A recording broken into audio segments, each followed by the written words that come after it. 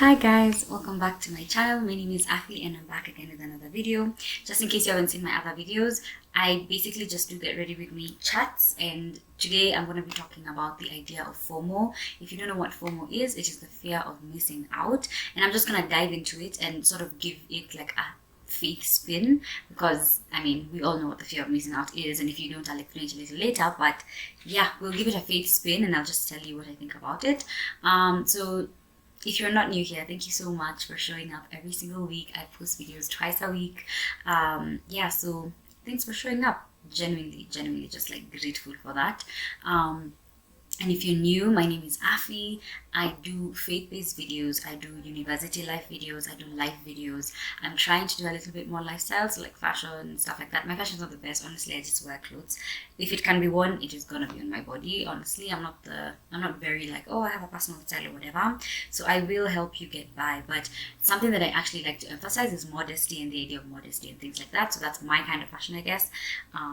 But yeah, so if you're interested in that kind of content, please make sure to subscribe, give this video a thumbs up to like it, so that more people can get the video, and do not hesitate to share if you feel like this message resonates with you, and if you feel like it'll apply to someone else, please don't hesitate to share. So yeah, I guess we'll just get into it. I'll be doing my makeup and I will be talking.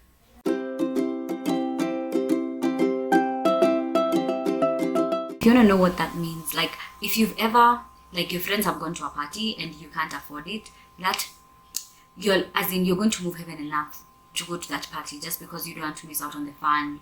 Or if people are going somewhere like to Ngong Hills, Karura Forest, those things, people will move heaven and earth. You will run away from home, you will climb out of the window, all those things. Like sometimes, and someone is asking you like, why do you so deeply want to go? Like, why is it a must? Mbona ni must? And your answer is, I don't want to miss out. That right there is FOMO. So if you've ever felt like that, then you have experienced FOMO, just in case you didn't know. If your kids are going somewhere and you don't want them to go alone, and you want to tag along, you're like, I don't want to be left alone. FOMO. If your siblings are going somewhere and you are supposed to go to school, but you say, by the way, shule si must acha niende na my siblings, hiyo ni FOMO. So the fear of missing out is basically what people go through when they're in a situation where like they can't make it for something or whatever it is, and they're kind of just like, I'm gonna miss out on the fun. I'm going to like I must go. I will move heaven and earth. Hata kama sina pesa nitatembea na nitafika huko. So that is the fear of missing out. If you've ever experienced that, pole sana. But something that I wanted to actually say about this whole topic of the fear of missing out is, last week, my friends and I were talking, and we were talking about FOMO and stuff like that. And then I started a Bible plan this week. That's basically, it's called something to do like, it's about slowing down and like following God in the midst of the hustle and things like that. And the first day I was doing it yesterday. Yesterday was the first day. And the message was basically FOMO. And it was this idea of like, when you're working so hard trying to get stuff done, or like you're listening to other people's voices instead of God's voice, basically. That was the idea. That was the general idea, like listening to other people's voices and not listening to God's voice. And this Bible plan actually, this really opened my eyes, because I never actually thought about it like this. But it talked about Adam and Eve, and how because of FOMO, Eve decided to listen to the serpent, right? Because God told Eve, right? God was like, nah, don't do that. No, God told Adam and Eve, don't do that, blah, blah, blah. And then the serpent comes and tells Eve, what did God say? Actually, he said what? Actually, what is it that he said? Oh, then she's like, he said, we eat any fruits, but not the ones at the center. Not from the tree that's at the center of the garden, right? And someone is like, hey, Ati, are you sure that's what he said? But he's telling you that because I want you to grow. Basically, he was like, but I want to experience this thing. Like God already explicitly said, do not do this. Do not eat of that fruit. And Eve was like, no, but I don't want to miss out on seeing, right? Because aliambiwa nini? If you eat that fruit, you will see. Your eyes will be open just like God's, right? Like, so she was like, no, I don't want to miss out on that scene. So Why don't I do it? Now, that's an interesting perspective, because a lot of times, like, we will be thinking about Adam and Eve and the story of that, like being disobedient and things like that. And it is disobedience, but it also was FOMO, right? And the root of FOMO, I feel like, if you think about it in like now the faith perspective, which is something I said I'm going to talk about, is it's just disobedience and distrust to the person who has given you the instruction. So now bringing this home to just like personal life, real life, basically, because I don't want to be talking like up in the clouds. If you think about the culture that we've created in the world these days, 15-year-olds sneaking out of the house to go to a club, right? Or 15-year-olds sneaking into their parents' like liquor cabinets, 15-year-olds going out and just like sleeping with men and things like that. And there's so many layers to this conversation, so I don't want to act like I'm blind to the layers that are there. But just in this context of FOMO, your parents tell you do not leave the house at night, and you say, you don't want me to leave, it's fine, you won't know that I've left, but I will leave and I will come back.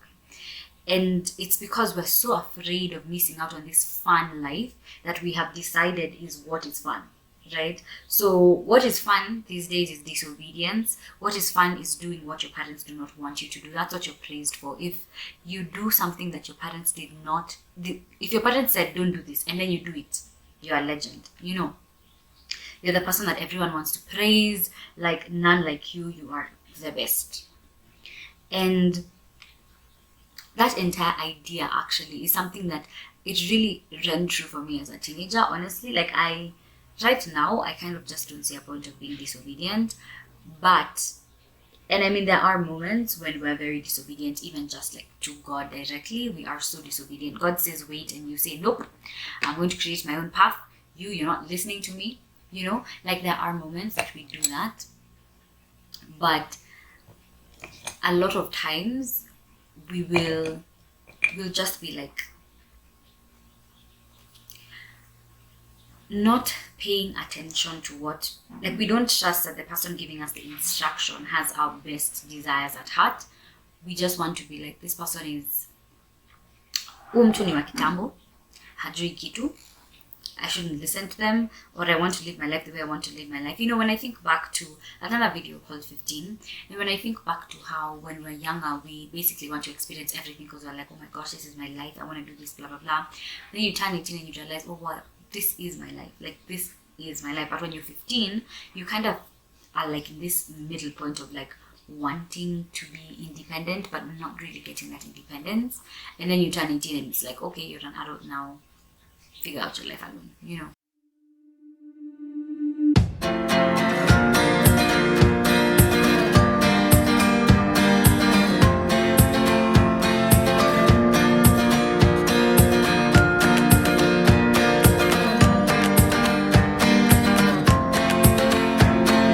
So yeah, we've created a culture where we praise disobedience and mock obedience. So whenever someone is obeying or someone is doing something that has literally been the instruction, we're like, oh, look at that person, they're following instructions. Oh my gosh, what a out of body experience, you know, following instructions, listening to what the people have told you to do.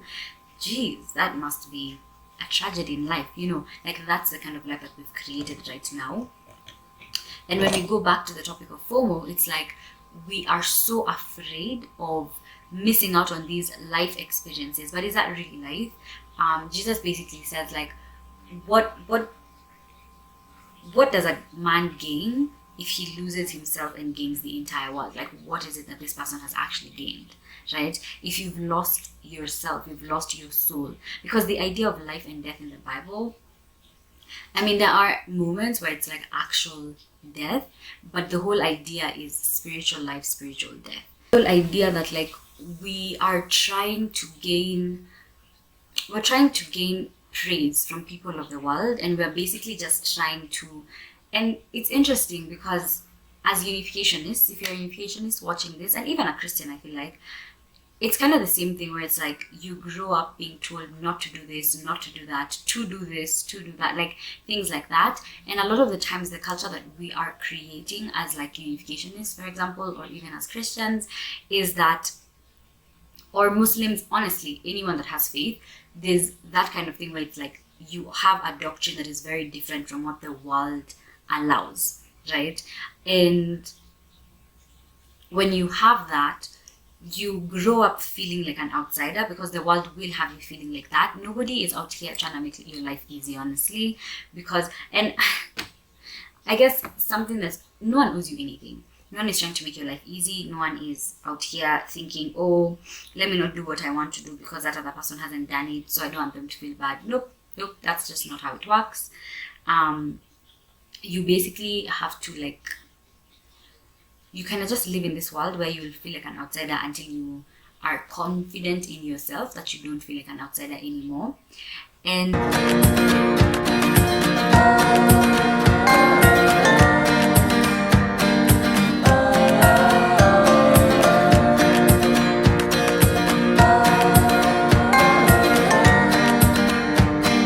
for me specifically, growing up and feeling like, first of all, I have the most unique names in a room, always. There's very, very few times that I'll walk into a room and my name is not the most unique. And I say unique now, but before I used to be like, oh my gosh, my names are so weird, they're so hard, blah, blah, blah. And that whole idea, like you grow up genuinely feeling like an outsider because I also have like my dad is Congolese, my mom is Kenyan, like, so it's not, I'm not completely Kenyan, my names are not Kenyan. You know, I grew up in a church that's like it's not the most popular.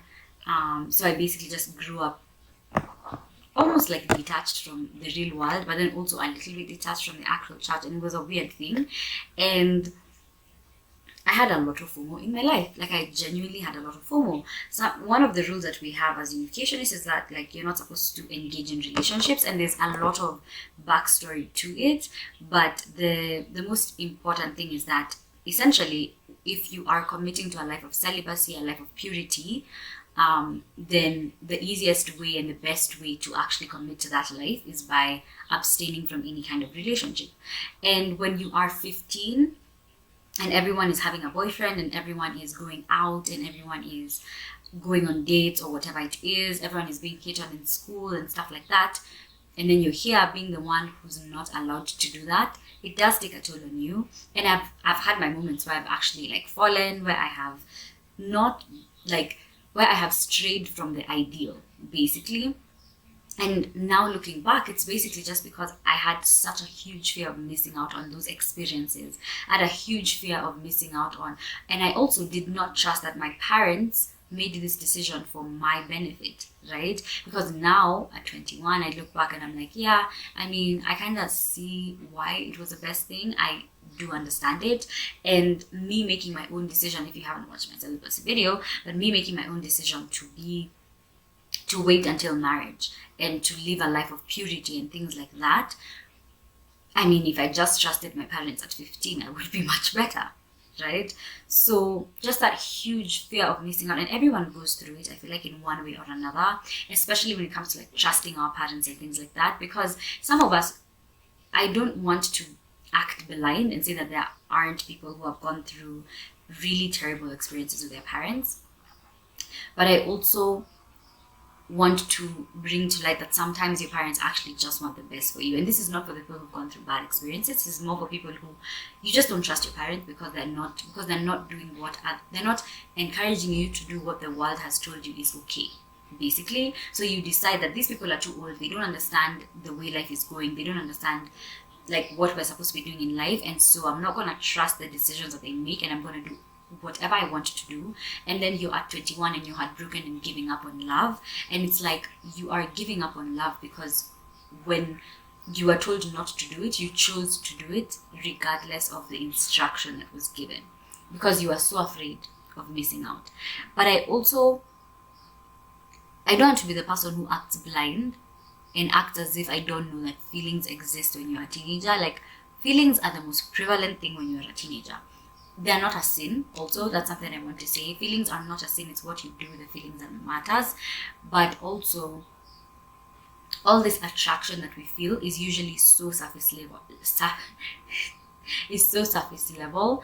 I have a sister who's like, she's 15 now, and we have conversations about like things that 15-year-olds are going through, and I'm just like, oh my gosh, like I vividly remember myself being in the exact same situation, and I think about how like all of this stuff, it makes no sense. That 15-year-olds are going through right now, I'm just like, gosh, like, and granted it was a different time completely, because now the idea of social media is much more prevalent than it was that time, and that was probably just in Kenya, because like when I think about the idea of YouTube, I see a lot of YouTubers, even people who are like my age, talking about how they were watching it when they were like 12 and things like that, whereas for me, I started watching it when I was like 17. So the whole idea of like social media and it being as prevalent as it is in Kenya, specifically because that's where I am, I think came a lot later than in most places, or whatever, you know, everywhere just goes through its own process. But I think about what 15-year-olds are going through right now, and they have such a huge, honestly, I think it's much harder to be a 15-year-old now than it was like 20 years ago, for example, because 20 years ago, the internet was not as big, people were not doing as much, like, people were just living simple lives, you know what I'm saying? Like, it was literally the most simple life, like, you're just going outside, you play Bano, you play Knock Knock Danger, you do this, you do that, as in that's just how life was literally just where you are. Whereas now, with the internet, you can see a 15-year-old in whichever part of the world wearing makeup, honestly looking looking older than me. And I'm just like, hey, the kind of pressure that kids are going through right now, honestly speaking, it's no wonder the world looks the way it is right now. You know, it's no wonder there's so many issues going on, and it's no wonder so much is going wrong. It's because the exposure that people have now literally just like raises the FOMO. The exposure raises the FOMO because everybody is trying to fit in, everyone is trying to be part of the in group, everyone is trying to do what the cool people are doing, and it's actually mad, it's actually crazy. But my point in this video was not even like to judge people or anything like that. My point was, as a 21-year-old, saying that I have had my moments of FOMO, and I feel like the way my life is set up right now, I have a very high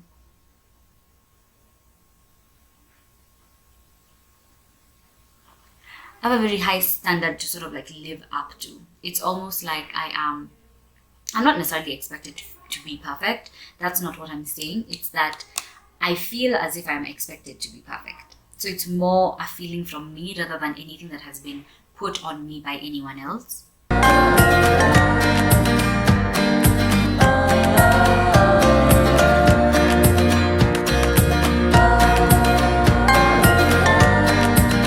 kind of like because of that feeling, because of me feeling like I need to live up to like a certain standard, then I felt as if I couldn't do a video like this because I could not be open and honest about what I've gone through.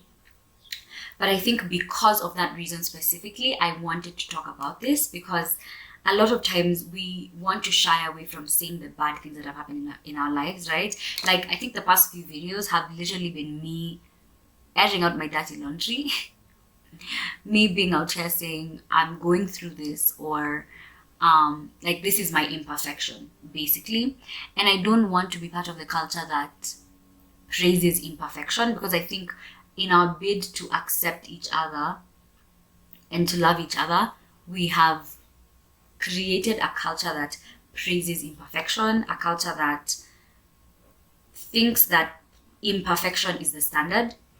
And I'm not the one to be out here telling you that like we have to aim to be perfect or whatever.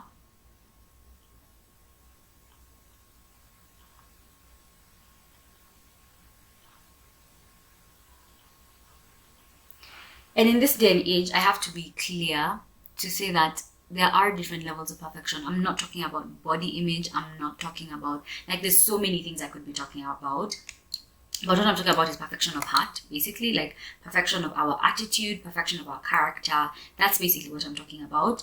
I feel as if we've created this environment where being imperfect has been praised so much that people do not realize that as much as we are imperfect, that is not the standard, right? So there's this thing that says God loves you. God loves you, flaws and all, but he loves you too much to keep you in that like imperfection, right? So that's something that we need to remember. Like, not that we're supposed to be trying to attain insane levels of perfection, but that like we need to make the effort to do better, to love better, to be better examples. Something that irks me about the world these days is people are so confident in the things that they're doing, right? Which is a good thing, honestly, coming a very, very long way from times when, especially women, I'm just gonna speak on women, coming from a time when there was so much oppression of women and things like that. It's good to see the confidence that women have these days. But I also think that not enough women are confident.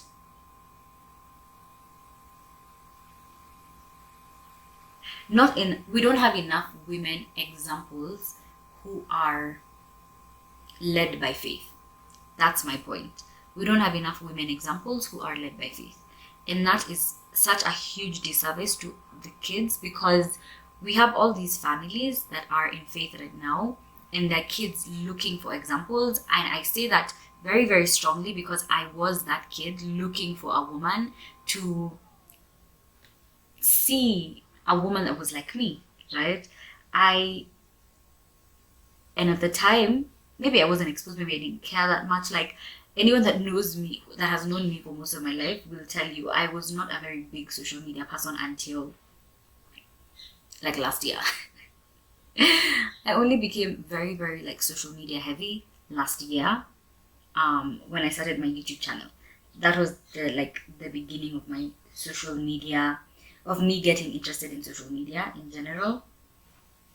And maybe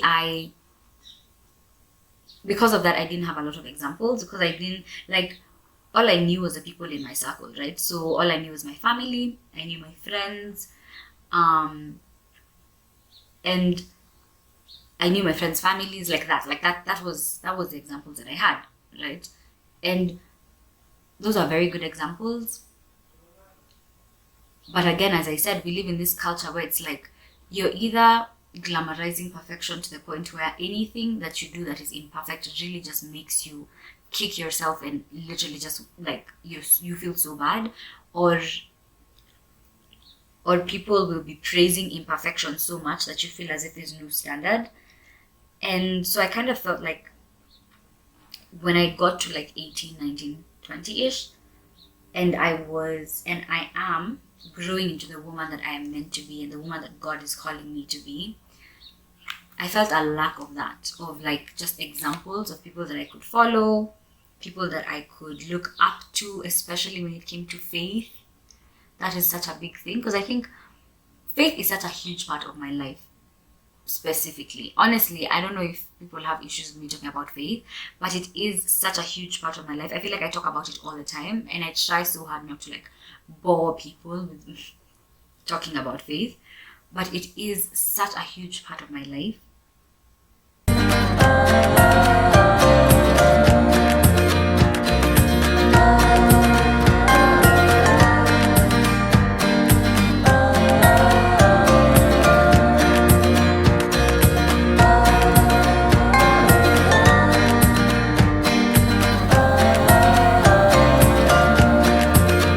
Such a huge part of my life that whenever, like, most of the content creators I follow currently, like, have faith of some sort. Honestly, like, I notice that I gravitate towards them. And even when I find like a content creator, because I'm always finding new content creators, I really enjoy discovering new people and just seeing new things and stuff like that.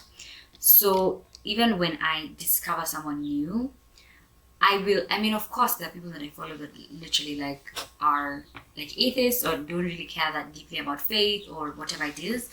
But whenever I see someone and then I see that like they have something to do with faith in their life, I just feel so drawn to them. And it's probably the little girl in me who was looking for those kinds of examples when I was a kid, who didn't have that.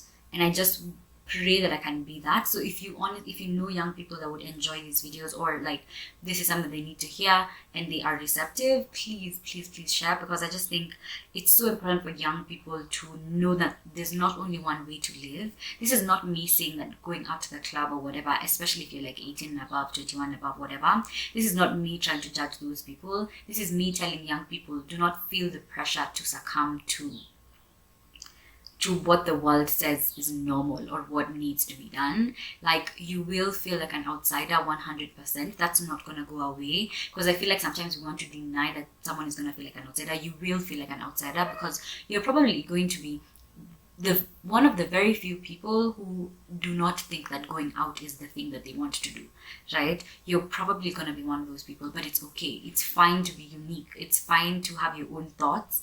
It's fine not to follow the crowd. That is fine. Like, it's okay. It's okay to trust your parents. It's okay to obey your parents. Like, it actually, God loves when you obey your parents, right? Especially if like your parents are doing it out of the kindness of their heart, or if they are genuinely thinking about what's best for you. Granted, people make mistakes, and I have a lot of conversations with people right now about like, oh, my parents did this and they failed, and they did this and they failed, and stuff like that. And at the end of the day, parents are human beings. I'm not a parent, so I'm not going to speak for parents. Maybe I should get my parents on. But yeah, at the end of the day, parents do make mistakes 100%, but they do what they do with the best intentions at heart, basically.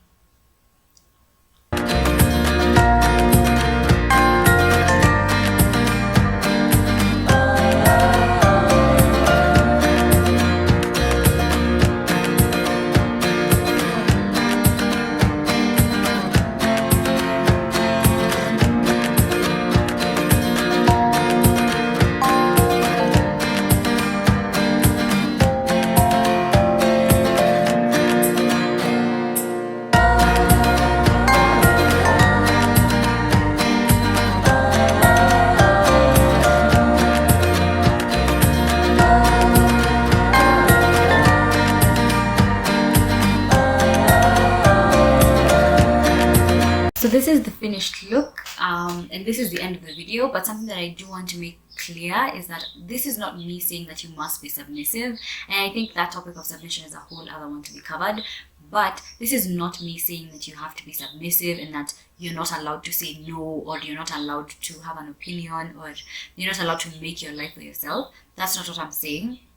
But what I am saying is that you need to be respectful. You need to actually genuinely think about obedience and trusting.